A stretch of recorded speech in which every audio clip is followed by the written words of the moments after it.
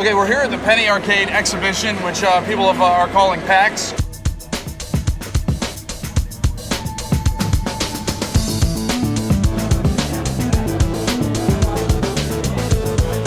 I've been walking around the show, I've been talking to people that were big fans of Dungeon Siege 1.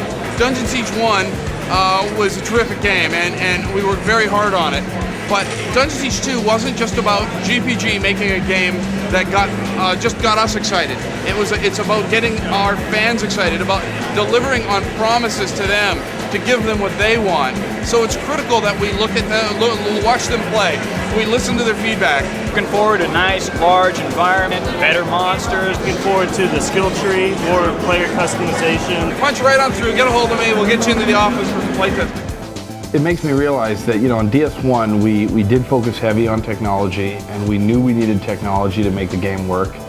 But it's great to see the guys focusing on the story and on the combat, the skill system, the power system, all the systems that we really would have loved to have developed in the first game. We've still got the same 4 types of characters that you had in DS1, melee, range, combat magic, and nature magic, so players of the first game will instantly kind of recognize that. But we've added a lot more depth within each of those characters. So on Dungeon Siege 2, we pretty much had a clean slate to be able to really get in there and kind of listen to fans and see what people wanted. The biggest things we wanted to do is we wanted to make the game more compelling. We wanted to give it a better story. The combat more engaged, so you had more choices and things to do. And You're just gonna gloss on story just like that? I've been chained to my desk for 3 months to a spreadsheet. Just one so Sarah's done a little bit of work on the story, I guess. It's important to find a good balance between story and gameplay. We wanted to make sure that there was plenty of action to whet the appetites of the gamer who just wants to get out there. But at the same time, we're making an RPG, so to stay true to what an RPG really means, a role-playing game, we wanted to provide a really good context for a story that players can really get into if they want to. So it's there for the players who really want to get into it. Yeah, a lot of the time it starts with a quest idea. Wouldn't it be cool if?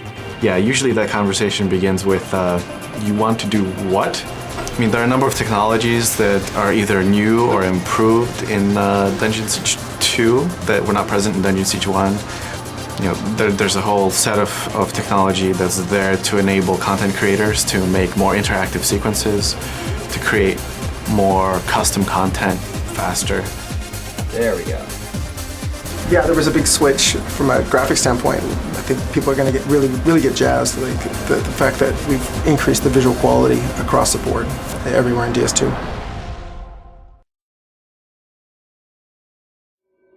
So the vision for DS2, we wanted an evolution in terms of the look.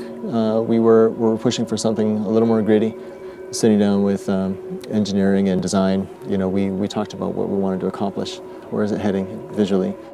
Kevin Pun is our art lead, and he's an amazing artist, and he does a fantastic job carrying out the vision of Dungeon Siege. Just really excited about the project so far. We want to have even lusher environments, kind of like a much more epic feel. We have a lot of artistic freedom to do what we like. I do a lot of the character design along with Scott. First, we start off with a basic drawing. Usually, we'll do a concept sketch of the character we're going to model. I usually scan them into the computer. It's basically the blueprint for the character. And from this blueprint, we can start painting on this bitmap. Well, this is basically the final model or mesh of the character I generated, but eventually I end up with something like this. Right here I have the mesh of the character, which is what you'll see in the game. The rig is what we actually animate to deform this mesh and to get the engine to see. This is all done over time, and it's basically just moving and translating these bones to get the desired effect or desired look we want. I just like making things move, trying to get as much character as I can in there. I'm a character artist. I work on a player character doing armors.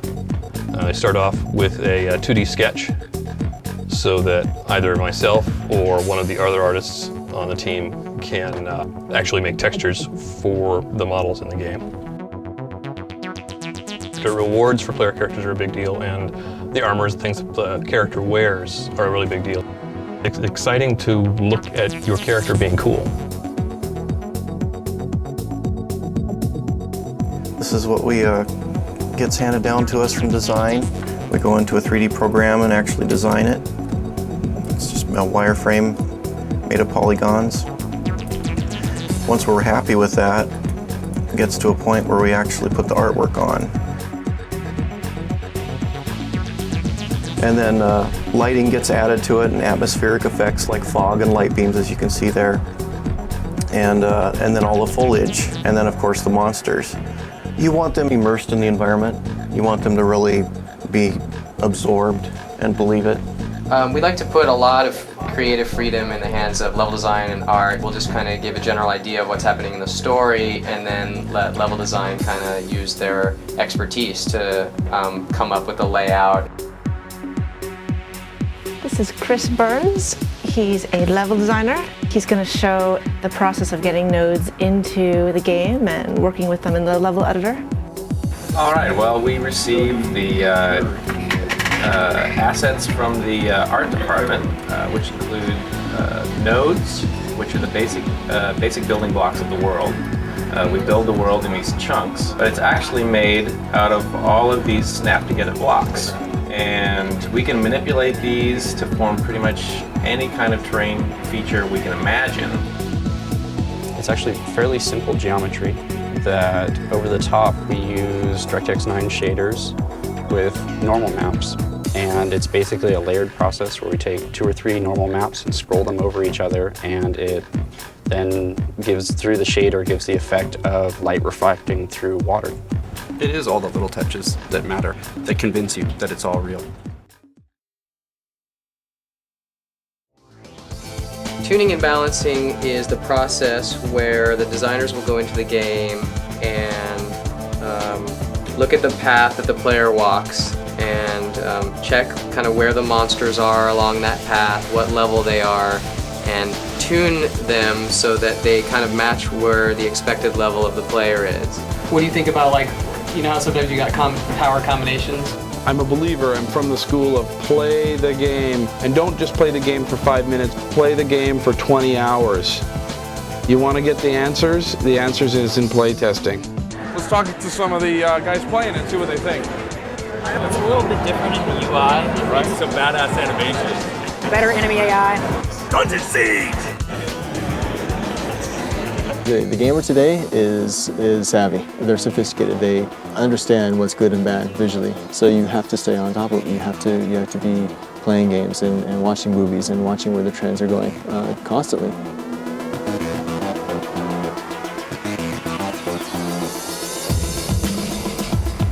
E3 is the largest trade show for interactive entertainment in the world, and it is the place to be if you want to announce a game, because just about every press representative is going to be there. So, you know, from print, web, TV, they're all going to be there. But essentially what happens is somebody like Chris Taylor is in there in a situation where he's either one-on-one with a high-level press person, or maybe a one-to-many type of situation, where he's generally giving them a demo of the game and then taking your Q&A. The Dungeon Siege franchise is all about action-based party combat. It's a really good opportunity for the development team to kind of show what they have already to the public and get some feedback. We can just see reactions from people. Good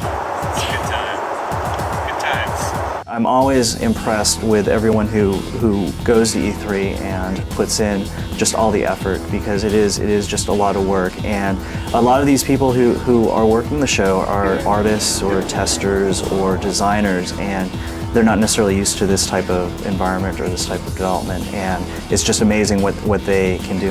This cutscene here is one of the beginning cutscenes that tells part of the introduction to the story.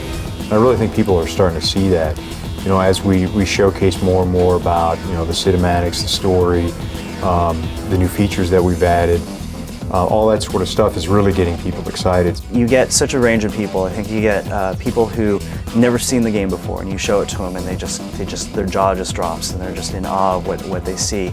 You have people who are big fans of DS, and these guys, they just sit there at the booth and just play the game. It looks gorgeous. The engine's very powerful. It's very beautiful. Yeah, I think that it's fair to say that when people play DS2, they are going to say, you know, wow, these guys have packed a lot more into this game than we really were expecting. That we thought, you know, hey, sequel, take it to the next level, just pack that sucker.